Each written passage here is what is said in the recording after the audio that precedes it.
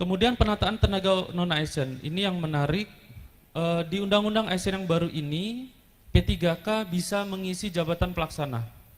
Ya, kalau dulu P3K hanya bisa mengisi jabatan fungsional, bahkan saat ini P3K sudah bisa mengisi jabatan pimpinan tinggi pratama tertentu dengan prioritas pada instansi pusat tertentu.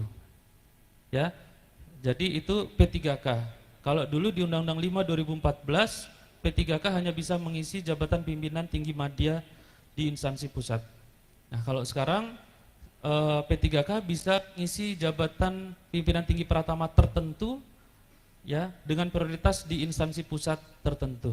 Seperti itu. Nah, untuk penyelesaian bagaimana penataan P3K yang baru nanti, ini mungkin teknis ya Pak Aba ya, tapi boleh kita berikan kisi-kisinya dulu. Jadi untuk yang ada saat ini nanti kita akan memperkenalkan istilah atau konsep P3K yang dapat bekerja secara paruh waktu. Ya, ketika Bapak Ibu baru bisa memberikan upah sebesar 600.000 misalnya, maka yang bersangkutan itu digolongkan kepada pegawai P3K yang bekerja secara paruh waktu. Jadi yang bisa disebut penuh waktu adalah bagi P3K yang digaji di dalam range penghasilan yang baru nanti. Itu yang harus Bapak Ibu jagain ya. Kalau misalnya tidak bisa digaji sesuai range yang baru, maka Bapak Ibu harus memberikan fleksibilitas kepada yang bersangkutan supaya yang bersangkutan bisa hidup dengan layak juga. Bisa bekerja di tempat lain tapi jangan bekerja di kantor. Kalau yang bersangkutan memakai baju PDH, digajinya 600.000, khawatirnya yang bersangkutan mencari tambahan penghasilan yang tidak baik di kantor. Ya, entah menjadi perantara, entah menjadi apa, itu yang kami tidak harapkan. Jadi biarkan yang bersangkutan bisa bekerja di tempat lain, ya, sepanjang hak-haknya terkait dengan upah, ya, itu kita bisa penuhi. Jadi prinsipnya 3, tidak ada PHK massal, tidak ada penambahan anggaran yang eksesif, dan tidak ada penurunan penghasilan. Kalau mau dinaikkan upahnya gimana? Silahkan dinaikkan. Ya.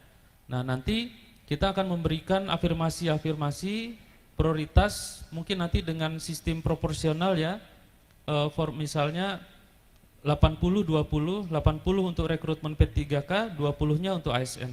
Dan yang 80 itu nanti kita bisa gunakan model pemeringkatan, bukan ambang batas nilai. Seperti itu. Itu yang sedang digodok oleh rekan-rekan di Asdep Pengadaan.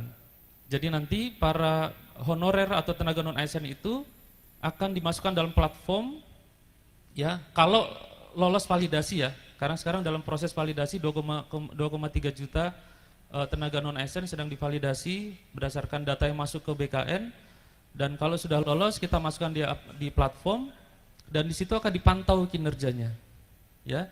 Jadi mereka nanti akan diperingkatkan siapa the best-nya, dan mereka harapannya nanti berkompetisinya itu sesama mereka siapa yang akan terbaik di tahun ini sehingga tahun depan itu menjadi prioritas untuk diangkat menjadi P3K yang yang penuh waktu, seperti itu. Jadi istilah paruh waktu, penuh waktu itu tidak diatur di dalam undang-undang kesepakatan bersama DPR, tapi diaturnya nanti dalam RPP manajemen ASN.